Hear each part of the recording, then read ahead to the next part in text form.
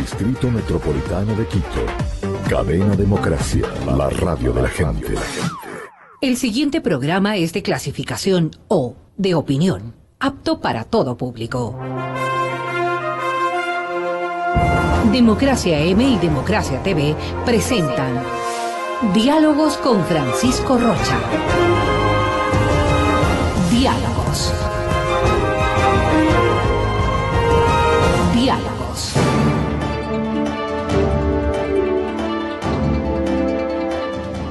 Buenas tardes, amigos, estamos ya iniciando Diálogos y queremos saludar a nuestros amigos de la Radio Democracia, con quienes ya comenzamos en este momento, y a Democracia TV, a los amigos que nos siguen, y a lo que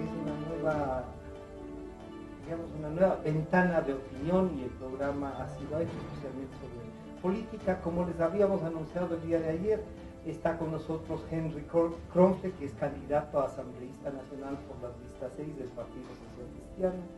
Gracias por acompañarnos.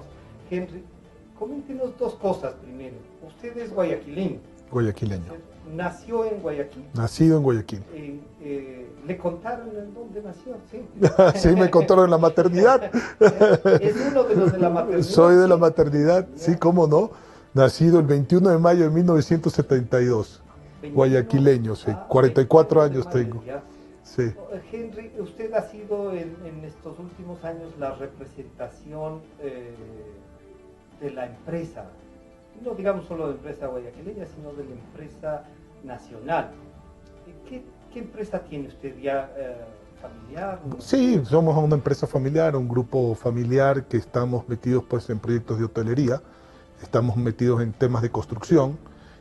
También fabricamos estos mecheros para el calentamiento de la comida para la industria del catering, para la industria de hoteles, desarrollos de proyectos, todo ligado un poco a la construcción, a la hotelería. Esa ha sido la rama que nosotros siempre nos hemos manejado. ¿Ustedes tenían que ver también entonces con el Hotel Hilton Colón? No, con el Hotel Hilton Colón no. ¿Aquí en Quito alguno? El Sheraton en Cuenca. Ahora estamos desarrollando ese proyecto que ha sido una gran experiencia. Cuenca, pues quizás la tercera ciudad en población del país, no tenía un hotel, digamos, de marca internacional, y pues formulamos este proyecto para darle un hotel de marca internacional a Cuenca, y pues ya prácticamente esperamos poder inaugurar el próximo mes, a finales del próximo mes el hotel. Sí, ya estamos a finales de febrero, principios de marzo vamos a estar ya listos con esa operación, invirtiendo en el país, invirtiendo en diferentes sectores. ¿En qué escuela estuvo, Henry? Bueno, yo estuve primero en la escuela La Moderna, en Guayaquil, pero yo viajé cuando tenía 6 años a México. Yo estudié prácticamente toda la primaria y toda la secundaria en México, en la Ciudad de México, porque mi padre, en ese entonces, mi padre ya falleció, pero fue escritor, poeta, editó muchos libros y quería hacer mucha cultura. Siempre fue un hombre de cultura, un hombre de estar en fundaciones, de promover la cultura, amor al arte por el arte, sin ningún fin económico, y en base a eso pues México era una excelente plataforma justamente para el desarrollo de la cultura en Latinoamérica, y pues fue miembro de la prensa de México. También le ofrecieron algunos cargos en materia diplomática, sí. Y entonces ¿ejerció el cargo diplomático? Ejerció varios cargos diplomáticos, pero no en México. Ejerció cargos diplomáticos en Brasil y Argentina. En México no ejerció, aunque lo nombraron inclusive cónsul, no ejerció los cargos diplomáticos, pero lo nombraron el Congreso Nacional embajador cultural del Ecuador hacia el mundo. Entonces tenía una gran responsabilidad como embajador cultural del Ecuador en el mundo, también de promover no solo digamos la poesía y las artes, sino la cultura en general en México. Hizo una gran labor, no es por nada, no es porque sea mi padre, muy reconocida inclusive por el gobierno mexicano. Y pues yo eso, pues fui muy chico, fui de prácticamente 6 años, 7 años tenía cuando fuimos a México. Entonces me tocó estudiar toda la primaria y toda la secundaria. En la Ciudad de México. En la Ciudad de México, ahí estudié en el Colegio Columbia de la Ciudad de México. Gané inclusive una beca para estudiar en la universidad en el Instituto de Estudios Superiores Monterrey, lo que se conoce como el Tecnológico Monterrey, pero quería estudiar en Estados Unidos. Entonces fui a Estados Unidos a estudiar. Estudié en la Universidad de Miami, sí estudié, aunque sea Miami, estudié en la Universidad de Miami. y hice un diplomado en economía, hice mi carrera en ingeniería mecánica y decidí estudiar también una maestría. Yo soy ingeniero mecánico, tengo una maestría y en la maestría era un programa combinado de ingeniería y administración, especializarse en algo en la ingeniería y también en algo de los temas de administración. En la ingeniería me gustaba mucho la ingeniería nuclear, me enfoqué mucho en ingeniería nuclear dentro de la maestría, y en la administración hice pues el tema todo en finanzas, porque tenía ya pues el diplomado en economía, entonces quería economía y finanzas, ingeniería pues y ingeniería nuclear. Entonces esos son los estudios que cursé allá. Pero entonces tiene ya una visión global. La maestría y las especialidades le dejan a cualquier ciudadano con una visión global de todos los ámbitos. Correcto. Y ahora le interesa la política. Bueno, es que ¿Cómo le movieron de la parte empresarial de presidente? Además, esta casa siempre le ha convocado a buscar su opinión como presidente de los empresarios. Y le agradezco, y lo sé. Déjeme decirle que la experiencia que adquirí, yo me gradué muy joven, de 22 años, con la maestría. Ah, ¿no? Ya la maestría incluida. Con la maestría incluida, yo tenía 22 años cuando me gradué con la maestría incluida y comencé a trabajar. Y me di cuenta, pues primero en procesos internos dentro de la empresa familiar, en procesos internos en cuanto a reingeniería, en cuanto a eficiencias en la producción. Luego dije, bueno, hay que salir a exportar y comenzamos exportaciones a Perú. Y luego aprendí mucho de lo que son los negocios internacionales, comenzamos a exportar a Perú, a Panamá, a México, a Estados Unidos, comenzamos a ampliar el ámbito de las exportaciones y ahí aprendí mucho de comercio internacional, de comercio exterior, de las trabas en las aduanas, de los temas de logística, y eso pues me enseñó muchísimo el ámbito de hacer negocios en la región. Vino una oferta, yo no estaba en ningún puesto de ninguna cámara y me propuso la Cámara de Industria de Guayaquil sin ser presidente, era solamente director, estaba en el director de la Cámara de Industria de Guayaquil, que presida, porque se le acababa a Venezuela, la presidencia de la Asociación de Industriales Latinoamericanos. Entonces, imagínese usted, pues habían inclusive expresidentes de las cámaras, políticos muy importantes, exministros de Estado que querían ocupar ese puesto, porque ese puesto es el organismo cúpula industrial y en muchos casos empresarial de América Latina, desde México hasta el sur del continente, un puesto de mucha importancia, lo que está representado ahí es prácticamente el 40% del Producto Interno Bruto latinoamericano, y me ofrecieron este puesto. Es más o menos la LADI de los empresarios. De los empresarios, correcto, es la contraparte, digámoslo así, de la LADI de los empresarios, se llama ILA justamente, y fue fundada en Uruguay, y la sede estaba al lado de la LADI, correcto, y es una organización con carácter internacional, y entonces fue un reto muy, muy grande. Presidir esto, yo tenía muy poca edad, 30 y pico de años. ¿Tuvo que trasladarse al Uruguay, a Montevideo? No, presidí desde el Ecuador, pero había que viajar por todos lados. Y pues ahí aprendí muchísimo, aprendí lo que no había aprendido en la academia, aprendí lo que no había aprendido en la industria o en el trabajo, aprendí en estas organizaciones de carácter internacional que me enseñaron muchísimo, comencé a aprender de cuáles eran las trabas en los países, de cuál era el tejido social, el tejido empresarial, de cuáles eran los mismos problemas que se daban para buscar la equidad, en esa lucha de los gobiernos de buscar la equidad basado en tratar de igualar las oportunidades y no los resultados, que es lo que se requiere. En un país usted tiene que igualar las oportunidades y no los resultados. Entonces, los resultados ya dependen del esfuerzo individual. Claro. El resultado no puede ser única y exclusivamente una tabla rasa del esfuerzo colectivo en donde todo el mundo le toque lo mismo. De esta visión, usted diría, ¿es posible hacer un acuerdo latinoamericano para enfrentar al resto del mundo comercialmente, potencializar a cada uno de los países? Por supuesto, ¿sí? Por supuesto que sí. ¿Por qué cree que entonces tenemos dificultades en la integración? La propia LADI en este momento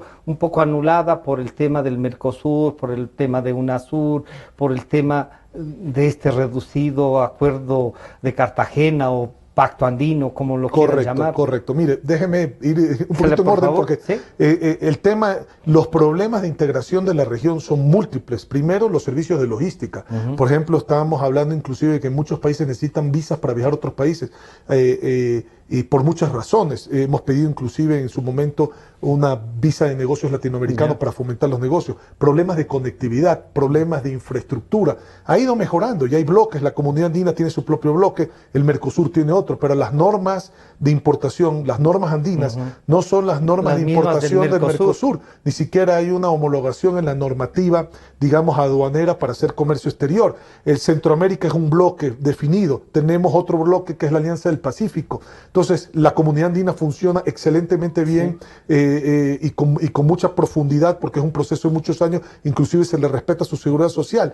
Pero hay otros problemas, hay problemas de movilización, hay problemas de distancia, no hay trenes en la región que pueda fomentar el negocio interregional. El tema de los costos de movilización ya. son caros. Las aduanas sirven como agentes de retención fiscal y no como facilitadores del comercio. O sea, hay muchas cosas que hay que cambiar y pues le puedo hablar de todo el ámbito de cómo mejorar el negocio interregional, que sí era un problema y que yo lo estudié a profundidad, porque la región prácticamente hacía más negocios con Asia, casi 5 veces más que el mismo negocio intrarregional. Entonces usted estaba haciendo negocios con Asia multiplicado por 5 conforme el negocio interregional, y lo que se trataba es dar, digamos, impulso interregional. Pero esa experiencia de estar en los gremios, en estos gremios latinoamericanos, yo también presidí el Consejo Consultivo Empresarial Andino, que es Colombia, Perú, Ecuador y Bolivia. Fui presidente de los empresarios de la comunidad andina, fui presidente de los empresarios a través del Comité Empresarial Ecuatoriano en el Ecuador, fui presidente de la industria del Ecuador, porque presidí varios años la Federación de Industria del Ecuador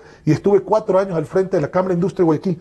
Créame lo que me dio, le puedo decir que tengo las cartas credenciales para entender el tejido empresarial y el tejido social, no solamente del Ecuador, de la región, sino de Latinoamérica. O sea, que plantearla usted, si llega con el voto de los ciudadanos a la Asamblea Nacional, plantearle a usted una revisión de los acuerdos y además volverle a la Asamblea Ecuatoriana un promotor de la integración, revisar algunos acuerdos, plantearle a la región, ¿es posible? Claro que es posible, creo que es posible. ¿Tiene en su agenda algo así? Por supuesto, ya le voy a explicar por qué, porque eso está atado justamente a generar empleo, y una de las propuestas nuestras es justamente devolverle el dinero al bolsillo del ciudadano y generar el empleo, y devolverle el dinero recortando impuestos para que el ciudadano pueda tener dinero y pueda comprar, las empresas puedan vender e invertir, y al mismo tiempo pues se crean los empleos con esa inversión, y que el pago de tributos sea consecuencia de la actividad económica y no antecedente, anticipo el impuesto a la renta, impuesto a la salida de divisas. Volvemos otra vez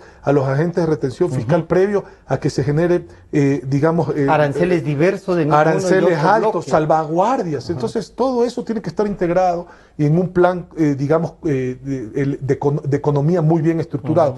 Pero lo que le quería decir también, para dejar un poco más claro esto, es que esas cartas credenciales de ese servicio público que hice desde el sector privado es lo que me hace sentirme con confianza y con conocimiento, y no titubeo en decirle que sé exactamente lo que hay que hacer para sacar al país adelante en materia de empleo, en materia de integración, en materia de facilitación de comercio, en materia de seguridad, porque todo esto está atado, ¿no? Esto es un rompecabezas. Henry, no se hubiese visto mejor de ministro de Industrias, Comercio, Integración, como se denominaba antes, como un ministro de Estado ejecutor. ¿Le parece que también el camino de la legislatura es Yo creo que el camino de la legislatura es importante, primero, porque se lo da el pueblo, no se lo da alguien más que después se lo pueden decir, renuncie, quítese.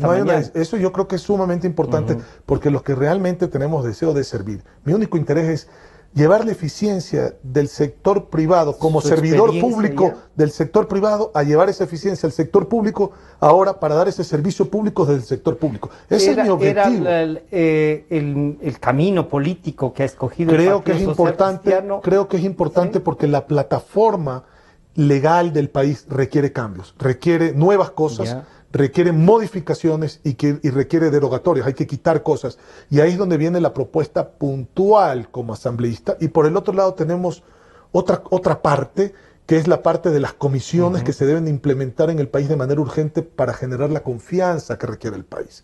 Entonces, yo creo que dejar la plataforma legislativa, la institucionalidad del país, recuperar esa institucionalidad y dejar esa plataforma de leyes, digamos que sean leyes correctas, va a permitir mañana, digamos, puedo cumplir mi fase en la Asamblea como legislador y correr ya para un puesto ya de gobierno y no de legislatura, para justamente ya sobre una plataforma establecida poder dar los resultados que tanto requiere el Ecuador. Henry, ¿usted se consideraría de derecha?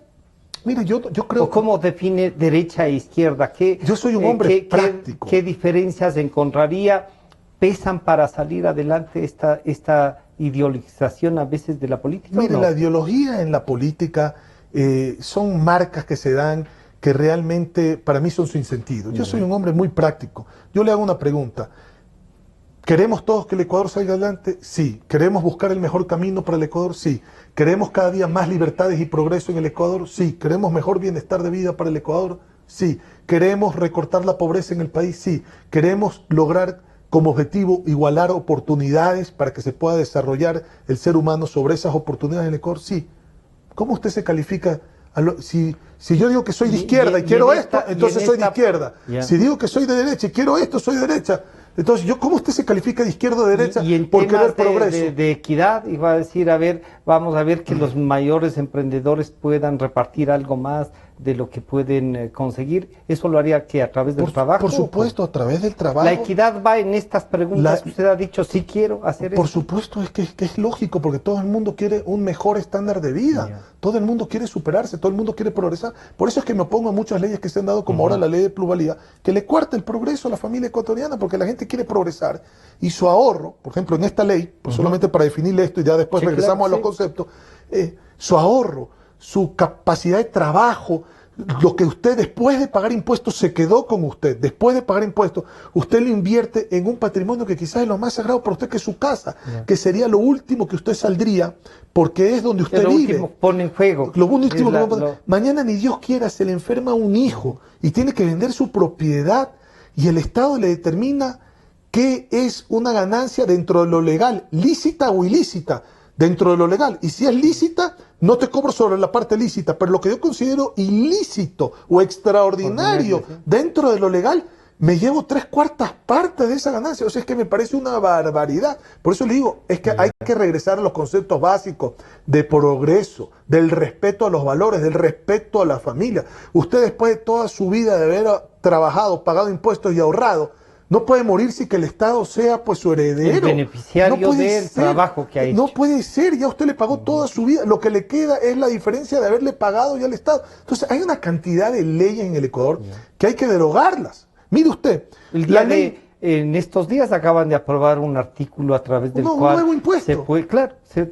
Tenemos que pagar las mejoras, entre comillas, al Estado Nacional, ya no solo al local, que los municipios... Imagínese, pues un nuevo impuesto, es decir, usted paga impuestos para que el gobierno haga la obra, y cuando hace la obra el gobierno le dice, tú ganaste con mi obra y te vuelvo a cobrar sobre la obra que tú mismo pagaste para que se haga. Es un doble cobro. Es que, discúlpeme que hasta me sonrío porque es una barbaridad lo que está viviendo el país en ese sentido. Por eso le digo, esa nueva ley también se tiene que derogar. La ley de plusvalía se tiene que derogar. La ley de la inserción de la droga en los hogares, esa famosa tabla. Yo he recorrido el país, no ahora con la campaña solamente, lo estoy haciendo ahora. Una de las preguntas que se hacía es, si hay una tabla para consumo, en alguna parte tenemos que comprar. Pero claro. Entonces, a esos proveedores, ¿quién les regula? La calidad, incluso si fuese un tema de mercado, ¿no? Imagínese esto, que el chico saliendo de la escuela se vuelva el distribuidor gratuito de las grandes mafias de la droga, porque pueden portar tanta droga que están enmarcada dentro de la legalidad, y ese chico que además comienza a distribuir, comienza a consumir, es dañarle la vida a los hogares, es acabar con la familia. Parece que hay un destrozo a la familia ecuatoriana con una ley así. Esa ley también se tiene que derogar. Esta tabla derogada, pero hay que dar una respuesta a los que ya están. Será vía de educación, vía de la reinserción. Eso es un tema de salud pública. Eso es un tema. La prevención es lo primero que hay que hacer para que no exista el consumo de droga. Es prevenir, tratar de que la gente no consuma eso. Cortar con la fuerza pública toda esta distribución y todas estas mafias. Y por el otro lado, educar de los efectos de esto, y la gente que ya ha caído en esto, recuperarla en la sociedad a través de centros de rehabilitación. Pero no pues decirle a un chico de 14 años, aquí está la droga en la mano, tú mira qué haces con eso. Va a caer en la droga. Eso es sumamente grave. La comunicación, la ley de comunicación, eso se tiene que derogar. ¿Cómo va a creer? Derogarla completamente. Derogarla completamente. Pero plantear una alternativa sobre el manejo de la comunicación. Una alternativa en el manejo de la comunicación, discúlpeme, que sea lo más simple y que no cuarte, que no exista mordaza, que no exista censura previa, que no exista pánico para comunicarse. Hoy usted ve, hasta la propaganda tiene que decir, este es el espacio publicitario, cuidado. Antes de que hable alguien tiene que decir, lo que va a decir este señor es única y exclusivamente responsabilidad de él, y única y exclusivamente cuidado. Entonces todo el mundo anda en un pánico colectivo de no caer. El país no puede vivir así. La comunicación, la libertad de expresión es uno de los pilares fundamentales del Estado de Derecho. y de la libertad personal y colectiva. Es decir, estamos rajando, cuarteando uno de los pilares fundamentales le van de la a decir democracia. ahí, Henry, la ley de comunicación es un mandato constitucional de la Asamblea Nacional Constituyente que acordaron en hacer una ley de comunicación. Por lo tanto, el pueblo ecuatoriano, con el 82% que siempre nos dicen, ratificó ese principio y había que tener una ley. Hay que tener una ley de comunicación, pero no está, pues. Y la más fácil y lo más sencillo posible. Y que genere las garantías y las libertades que requiere todo individuo para poderse comunicar sin caer en riesgo por emprender o por decir una idea que tiene a la colectividad. Pero eso es un principio fundamental. ¿Qué salida encuentra usted a que esta ley, que es orgánica, la de comunicación, necesita una votación especial para echarla abajo? 2/3 partes de la Asamblea. Eso ya también lo vamos a hablar. Vamos a ver cuáles son salidas. Ya le voy a explicar cuáles son realmente leyes que se mencionan como orgánicas. Porque aquí no se puede poner un título de una ley y decir esta ley es orgánica, única y exclusivamente para hacerla complicada su modificación con 2/3 partes de la votación. ¿Cuáles son los elementos que la constituyen en orgánica una ley orgánica? Eso hay que estudiarlo también. Pero en el ¿y país. eso qué? ¿Habría que hacer una revisión Hay que hacer una de revisión. la designación de Por las leyes, de supuesto. su denominación? Por supuesto Pero que hay que hacer. ¿Eso usted considera que puede ser legal? Y más que legal, la Asamblea podría hacerlo. ¿Qué? ¿Con una decisión de mayoría? O quizás con un plebiscito que impulsado, por supuesto que haya una revisión de lo que se considera orgánico en las leyes. Pero déjeme solamente para terminarle la idea. Esas son las leyes que yo le he dicho a usted derogar. Ahora hay unas leyes que hay que crear, que en el país son sumamente importantes hacerlas, para justamente generar el empleo, y devolverle nuevamente, como le digo, el dinero al bolsillo del ciudadano. Que tengan ingresos para poder vivir y realizarse humanamente. Correcto, el ciudadano necesita que el ciudadano sabe con su dinero cómo fluye, cómo invierte, cómo lo cuida. El gobierno ya hemos visto que no, ya le voy a explicar por qué lo hemos visto que no, pero bueno, ¿qué pasa con estas leyes que hay que crear? Hay una ley que hay que hacer, que se quedó trunca en la Asamblea, que es la ley del emprendimiento, justamente para los jóvenes. Yo hablo con los jóvenes. Yo fui parte de los fundadores, promotores. Un emprendedor. Exacto. Yo fui de lo que nos ha contado la vida, un emprendedor. Un emprendedor. Y yo he sido parte de los promotores y los fundadores de la Asociación de Jóvenes Empresarios del Ecuador. Y yo hablo con los jóvenes de todo nivel. Educados y no educados, ricos y pobres, de la costa y de la Amazonía, y de la sierra y de la parte insular. Yo he hablado con toda la juventud del Ecuador. Y créamelo, el joven no. Cuando usted le pregunta del 1 al 10, siendo 10 lo más difícil y 1 lo más fácil, ¿en qué nivel consideras tú que cuando quieres emprender una idea está la estructura del país para que tú la emprendas? Y le contestan del 100. Claro. Es una locura lo que está viviendo el país. Entonces, ¿qué pasa con el joven? El joven tiene una idea, va a la banca le dice cuáles son sus garantías. Entonces el joven, yo no tengo nada. Entonces va y habla con el papá. Y el papá le dice, ¿qué quieres, hijo? Quiero la garantía. Entonces deja en garantía la casa.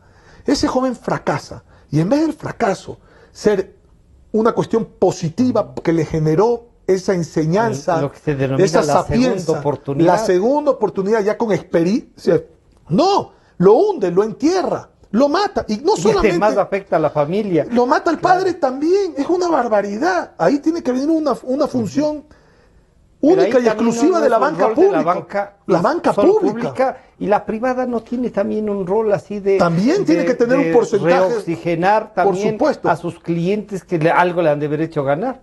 Por supuesto, pero de ahí, por ejemplo, para generar un crédito masivo a todos los emprendedores del país, tiene que haber un rol específico de la banca pública. Y también, como le digo, esto está en lo correcto, de la banca privada, un cupo, digámoslo así.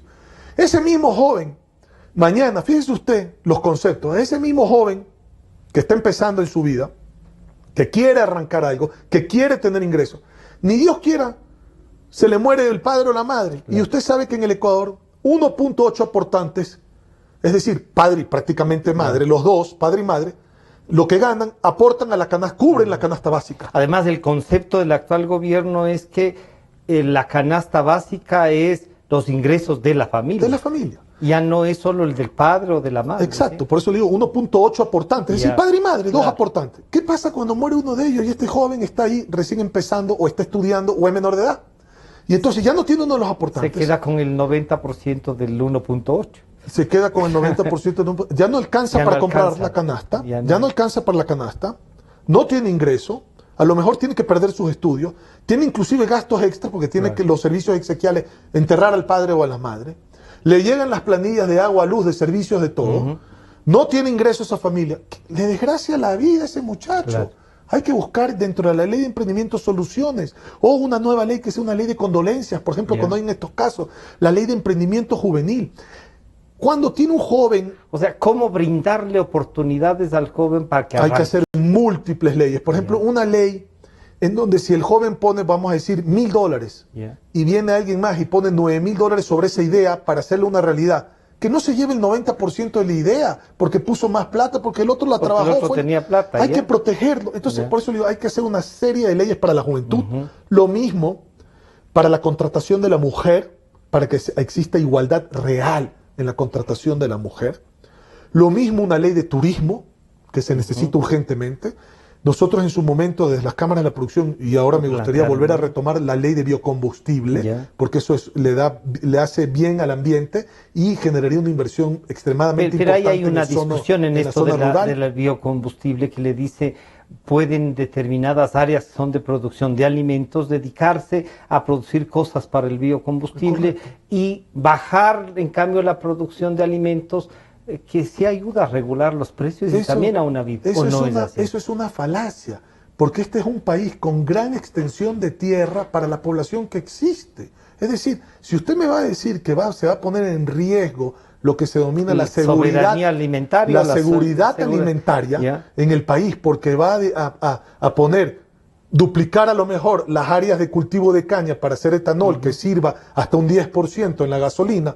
Estamos hablando de algo que no es real. ¿Que no? Usted no afecta en absolutamente nada la seguridad alimentaria o la soberanía alimentaria del Ecuador. Más bien... ¿Pasa ahí por esto de que se ha llamado en este gobierno el cambio de la matriz productiva? Es que podría ser parte de ese cambio de la matriz productiva, pero lo que yo le digo es que usted no va a afectar... No puede afectar a la alimentación porque incrementa la producción en otras áreas. No va a afectar en absoluto. Y además hay una serie de haciendas y de terrenos del Estado que, discúlpeme, están con mala hierba, con vegetación, pudriéndose, discúlpeme, proliferando animales, bacterias, etcétera. En vez de esas tierras poderse, por ejemplo, a un plan, como le digo, de biocombustibles que tiene que ser una ley. Entonces, es una ley, por ejemplo, para darle dinamismo a la zona fronteriza del Ecuador. Vea usted lo que cuesta un televisor en Perú y Colombia, cuesta la mitad que en el Ecuador. Entonces, el comercio de las fronteras está prácticamente muerto. No hay trabajo. Vamos a hacer un pequeño corte y regresamos. Claro, sí. Estamos conversando con Henry Kronfle, candidato a asambleísta nacional por las listas 6 del Partido Social Cristiano y por lo tanto respalda la candidatura de Cynthia Literi y Mauricio Pozo. Enseguida volvemos. En un momento regresamos con Diálogos por Democracia M y Democracia TV. Son las 12 horas con 32 minutos. Inicio del espacio publicitario. Estamos viviendo años duros como tú. Vemos cómo nos perjudican y empobrecen. Nos preocupa el futuro de nuestros hijos. Hemos sentido indignación y rabia, pero también más esperanza que nunca. Ya toca un cambio positivo. ¡Raya! ¡Todititito de las 6! Publicidad electoral. Asambleístas nacionales. CNE. Elecciones Generales 2017. ¿Conoces a Unión Ecuatoriana? No somos ni los de ahora ni los de antes. Por eso conocemos la realidad de nuestros pueblos. Tenemos claro los problemas de nuestra educación. Sin seguridad no es posible ninguna libertad. Por eso no tenemos miedo de ir tras los corruptos. Unión Ecuatoriana, justo lo que necesitamos. El 19, vota todo 19. Publicidad electoral. Asambleístas provinciales. CNE. Elecciones Generales 2017. Solo las 6, leyes que sirven, horas que se ven. Necesitamos una asamblea independiente para hacer leyes que sirvan a la gente, que protejan sus derechos, que mejoren su vida y solucionen sus problemas. Ahí está la diferencia.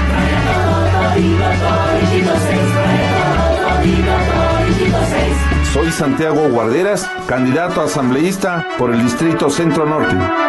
Publicidad electoral. Asambleístas provinciales. CNE. Elecciones Generales 2017. Ecuatorianos, vamos por el cambio. Viene con fuerza el cambio que hará surgir el trabajo. Cambio que a la familia le devuelva la esperanza. Vamos con ilusión, hagamos grande esta tierra. Para asambleístas por Pichincha, vota todo en plancha 21-23. Patricio Donoso, asambleísta. Vamos por el cambio.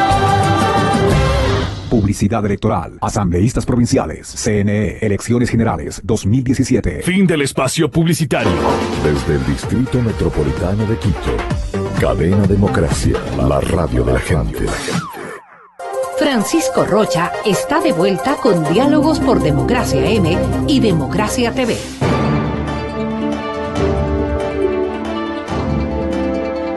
Estamos de regreso ya con Henry Kronfle, candidato a asambleísta nacional por las listas 6. Nuevamente gracias por venir, además de Guayaquil, a hacer una gira. Bueno, la campaña es así, va a recorrer algunas provincias. Sí, estamos recorriendo lo que más se pueda, ¿no? Y gracias a Dios, como le digo... Usted ya conocía también... Yo ya conocía el tejido social y económico del Ecuador, pues recorrí el país cuando estaba en todos esos cargos de representación. Henry, desde la industria y desde la dirigencia de la industria, esta representación que usted nos ha comentado y de lo que somos también algunos testigos, porque lo hemos visto, hemos conversado con usted.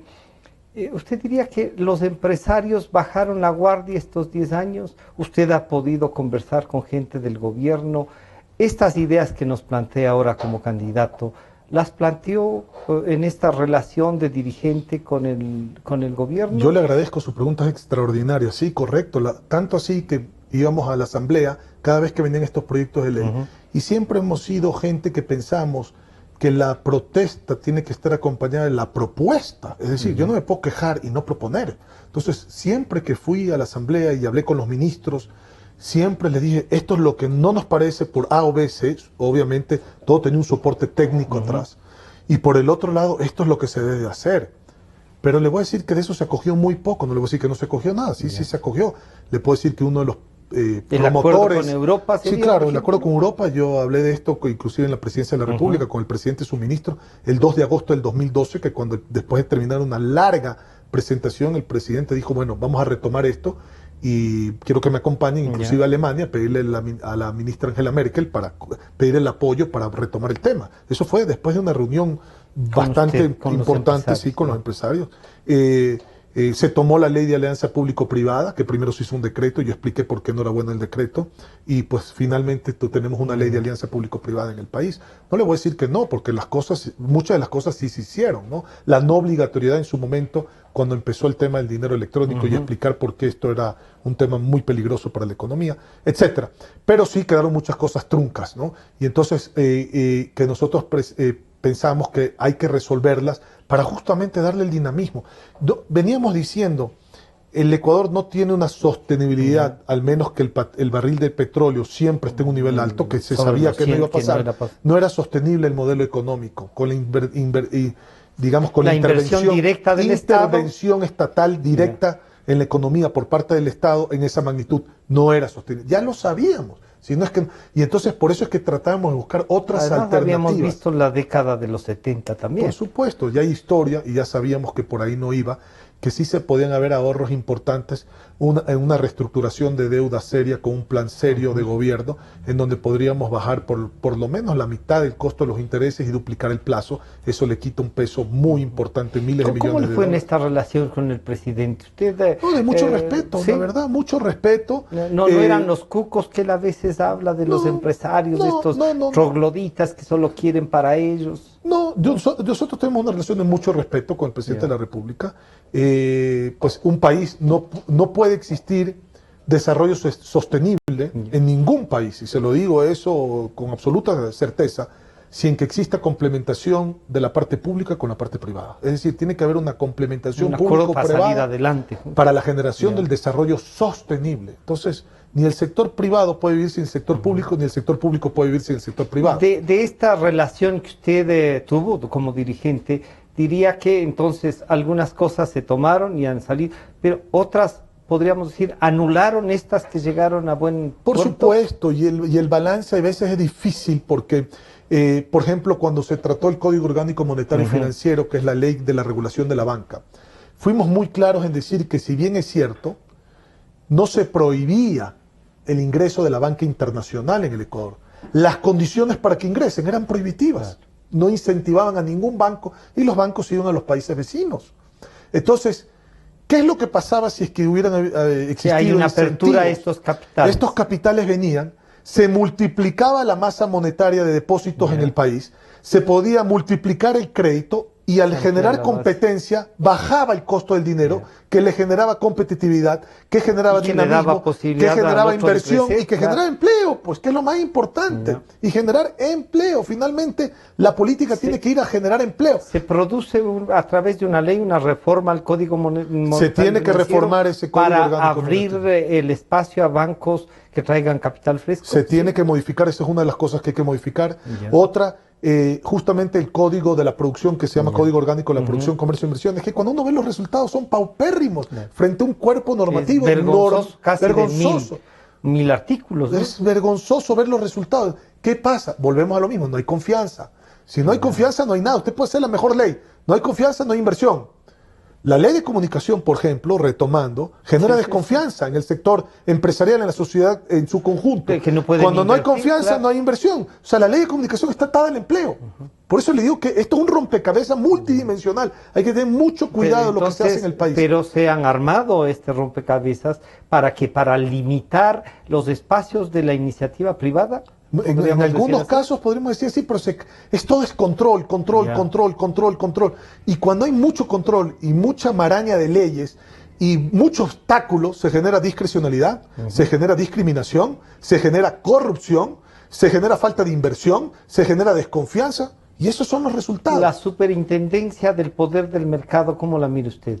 Con mucho recelo, y le voy a explicar por qué, porque he tratado mucho con esa superintendencia cuando yo estaba, creo que se extralimita como dirigente, creo que se extralimita en sus funciones, y volvemos a los tres ejes. No genera confianza, más bien inseguridad y genera jurídica. Contraposición inclusive con otras instancias del Estado. El Ministerio Coordinador de la Política Económica dice que no una al cosa, dinero electrónico que él y no ellos dicen que sí, pero se mete hasta con la ley de comunicación, le dice Claro, la superintendencia, usted ni siquiera puede hablar del dinero, o sea, ya es un tema de comunicación que se mete a la superintendencia. Esa contraposición, digamos, de diferentes entes del Estado, esa contraposición, tienen que volver esa contraposición de leyes, de normas, de reglamentos, de leyes orgánicas, de leyes inorgánicas, de constitución, eso hay que depurarlo y ordenarlo, y para eso va a ser muy importante hacer una comisión de eficiencia legislativa dentro de la Asamblea, para depurar todo y corregir lo que se contrapone, así como una comisión anticorrupción que trabaje también con un observatorio del sector privado, avalado por un organismo como las Naciones Unidas. Yo estuve personalmente cuando vino la fiscal general de Guatemala acá y pidió las ayudas para ese observatorio de anticorrupción en Guatemala. Pero en Guatemala eso también hay que hacerlo. Tienen un conflicto este rato. Esta comisión está como una especie de un organismo supranacional que no está respetando en algún... Están asustados después de haber recurrido. Por eso no digo que ese puede ser el modelo. Podemos llamar a Naciones Unidas para que sea un veedor dentro del proceso y hay que trabajar con un observatorio de la sociedad civil, del sector privado, en donde pueden haber varios agentes, cámaras de la producción, la academia, etcétera, y por el otro lado, la Comisión per se Anticorrupción de la Asamblea Nacional. Entonces, hay que trabajar en conjunto, porque la corrupción hay que dar y el que recibe, pues están los dos lados. Entonces, hay que trabajar en conjunto con este veedor internacional. Y una comisión de fiscalización, eso sí le digo, profunda, que no sea de archivo, una comisión de fiscalización real en la Asamblea. ¿No importa que sea del gobierno de Cintia? No importa, hay que fiscalizar. Hay que fiscalizar al gobierno anterior y al nuevo gobierno, no importa de quién sea, pero hay que fiscalizar. ¿Estos 10 años usted cree que se puede hacer una evaluación de cómo han manejado? ¿Sí? Hay que fiscalizar, hay que fiscalizar. El tema de la Odebrecht, ¿qué le dice a usted? Déjeme concluir la idea, porque creo que hay que fiscalizar y creo que hay que poner los elementos para la justicia. La justicia determina con los elementos de fiscalización qué hay que hacer. Y esa fiscalización justicia independiente, no, tiene que ser una justicia independiente primero. Segundo, no venganza. Tercero, no persecución, pero tampoco impunidad. No podemos permitir la impunidad.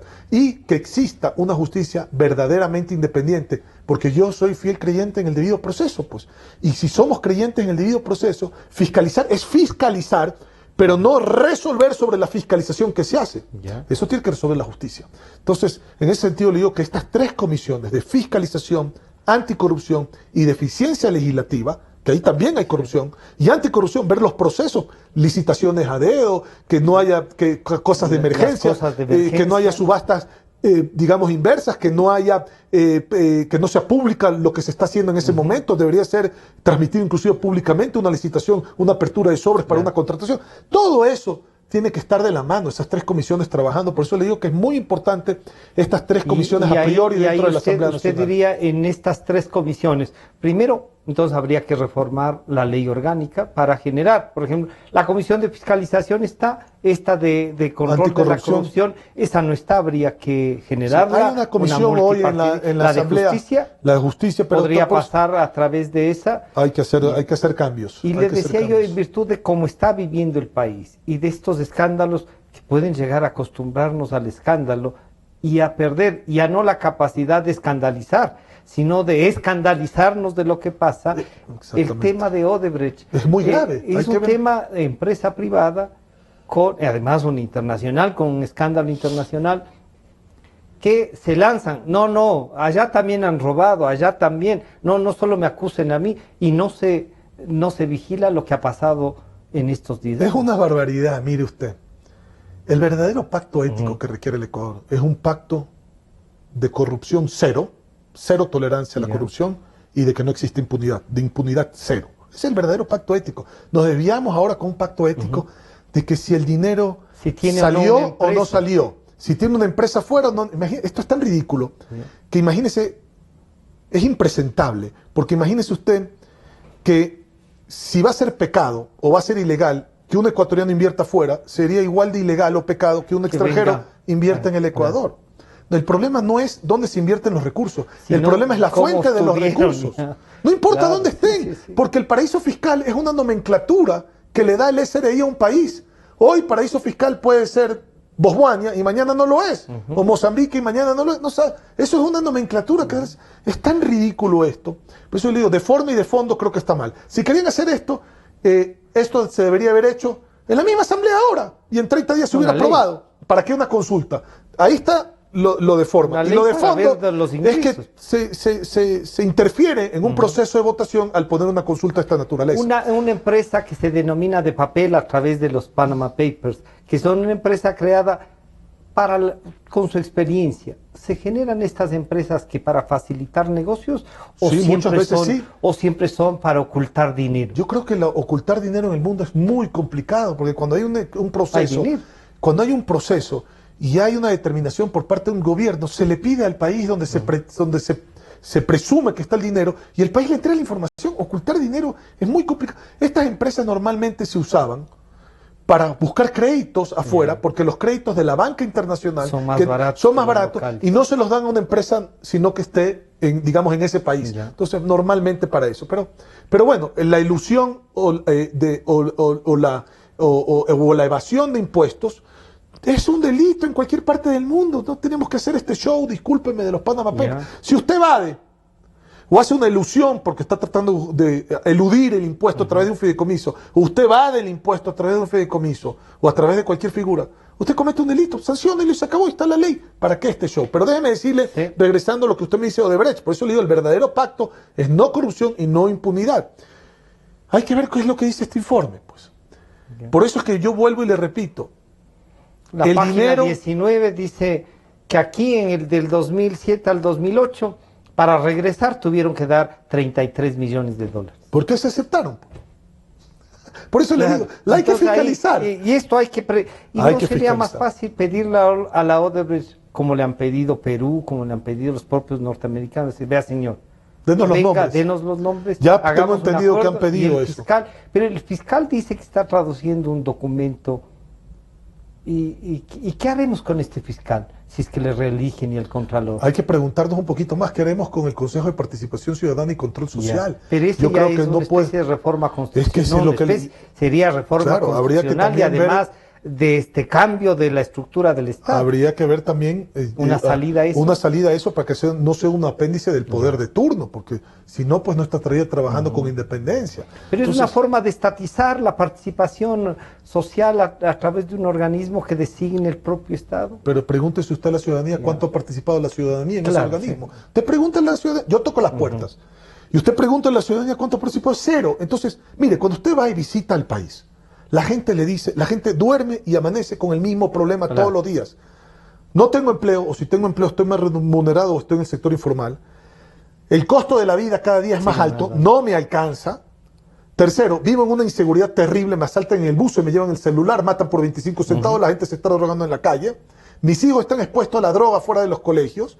No encuentro una cita sino en meses cuando llamo al call center de la Seguridad Social, y cuando voy a un hospital del Ministerio Público, muchas veces no me atienden o no hay medicinas. Usted va y visita el Ecuador. Es esa una radiografía en toda la ciudad. Y la gente le dice, yo ya estoy cansado de que le metan la mano de manera arbitraria a los fondos de la Seguridad Social, que son fondos de los afiliados y los jubilados. Estoy cansado de que le metan la mano de manera arbitraria a los fondos de los policías, a los fondos de los maestros, a los fondos de los militares y al bolsillo a través de la salvaguardia. Es decir, se siente la población de todos estos sectores en una indefensión. Los estudiantes, estoy cansado de que me digan qué tengo que estudiar, porque yo no tengo esa libertad para hacerlo. Tengo 19 y no puedo estudiar. Exactamente. Entonces, usted ve que la gente ya se cansó de que le digan qué tiene que hacer. Por eso es que el cambio positivo para nosotros es muy importante como propuesta de gobierno. Y el binomio de Cynthia Viteri y Mauricio Pozo es muy importante, y le voy a explicar por qué. Porque Cynthia Viteri es una mujer.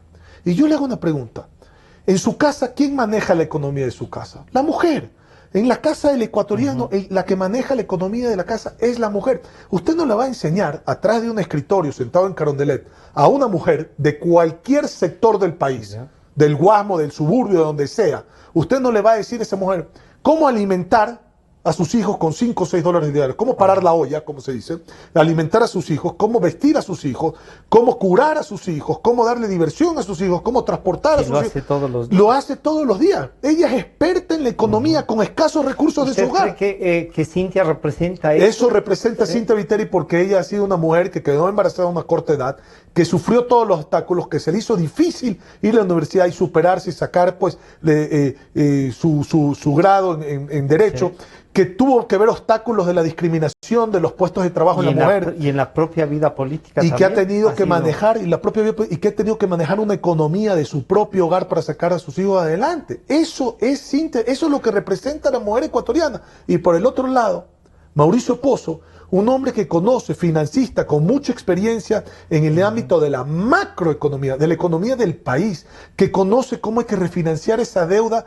para generarle ahorro y poder redistribuir más, inclusive disminuyendo impuestos, que conoce cómo se puede hacer un sistema a través de la ley de alianza público-privada de concesión para quitarle esa intervención del Estado y que el Estado deje de competir con el sector privado. Este es entonces un binomio estructurado. Es un binomio muy bien estructurado, muy bien pensado, de mucho conocimiento, de mucha representatividad de lo que es la sociedad ecuatoriana. ¿No habría sido mejor que el señor abogado Nebot sea el candidato y asuma algo que en algunos casos parecía, le decían ustedes, de este momento le toca? Mire, yo creo que esa es una pregunta que usted se la tiene que hacer. Desde mi punto de vista, yo creo que Jaime Nebot ha cumplido un papel extraordinario en la alcaldía de Guayaquil. Guayaquil sigue necesitando a Jaime Nebot. Bueno, acaba creo que en el 2019 su periodo, pero ha hecho un trabajo extraordinario. Creo que es un ejemplo de cómo se debe manejar un gobierno autónomo descentralizado. Sea afín o no afín, usted al partido que él representa o a la ideología que él representa. La obra ahí está y hay que aplaudirla. Y por eso es que Guayaquil él tiene la popularidad prácticamente en el 90%. No sé, estar por ahí. Porque todo Guayaquil, no importa si el que vota para presidente por Rafael Correa y vota para alcalde para Nebot, lo apoyará Nebot siempre. Decían que los empresarios le preferían a él como candidato. Genera confianza por la gestión que ha hecho, genera eficiencia. 85% más del presupuesto de la alcaldía de Guayaquil es para obras y no es para gasto pues que se diluye. Y la diferencia con Cynthia es que podría ella en cambio generar que una visión más nacional. Tiene la experiencia legislativa, conoce la ley, tiene la experiencia administrativa, ha estado de la mano de Nebot muchísimos años, conoce el modelo de gestión que se requiere en el Ecuador, ha vivido en carne propia lo que es salir adelante como madre, inclusive mucho tiempo como madre soltera, criar a sus hijos y salir adelante. Y eso es una experiencia que no se la da pues la universidad ni el título, eso se la da la vida. Y cuando yo veo a la mujer ecuatoriana, créamelo, ella refleja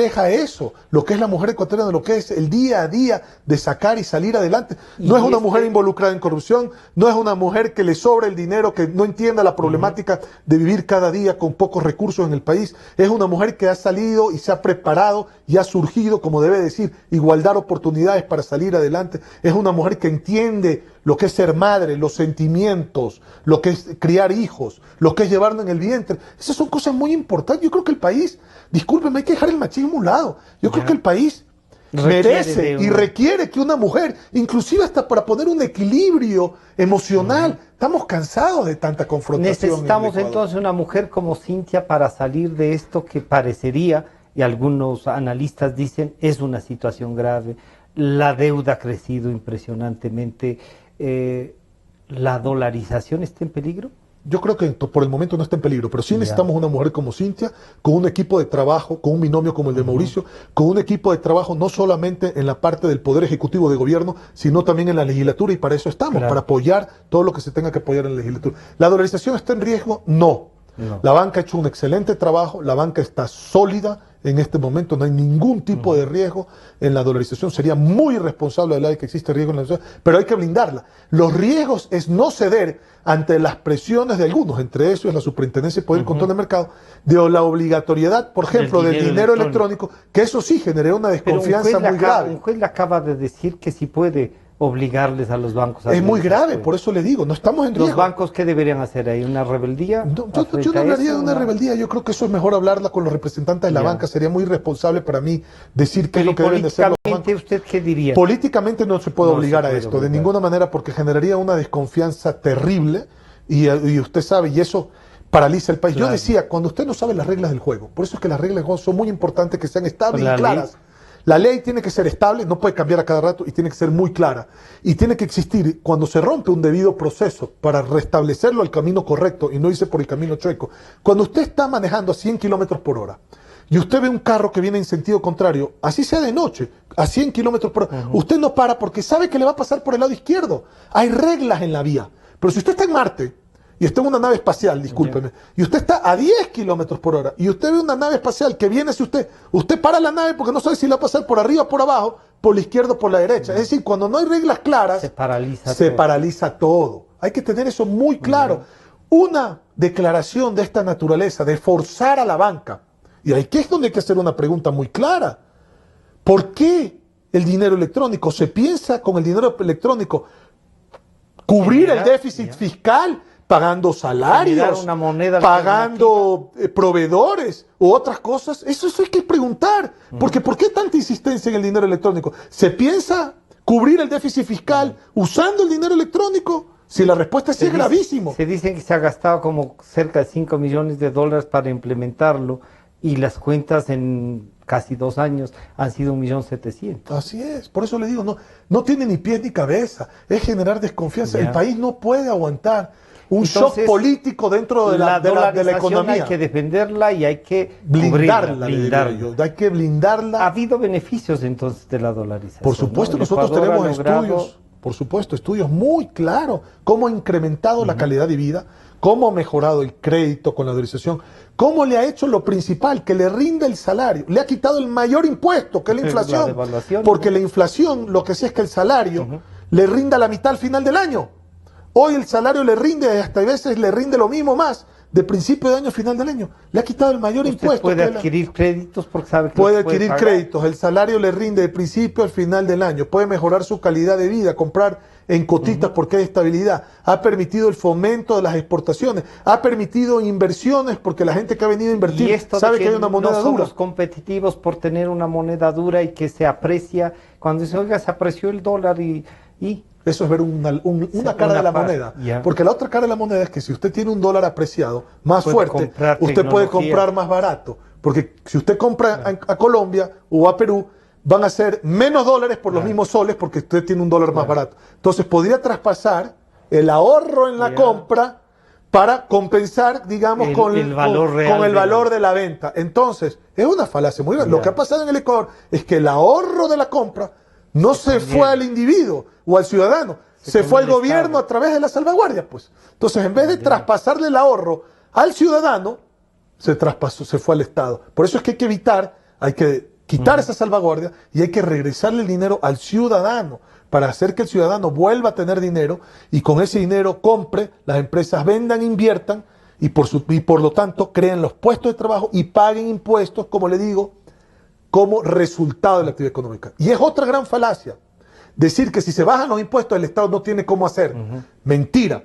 O si usted corta $10.000 millones de gasto, ¿en qué? Ministerio del Buen Vivir, Ministerio de la Felicidad de no sé cuánto, Agencia de la Publicidad de no sé qué, Sabatina de no sé cuánto, asesores de no sé qué, maquillaje de no sé cuánto.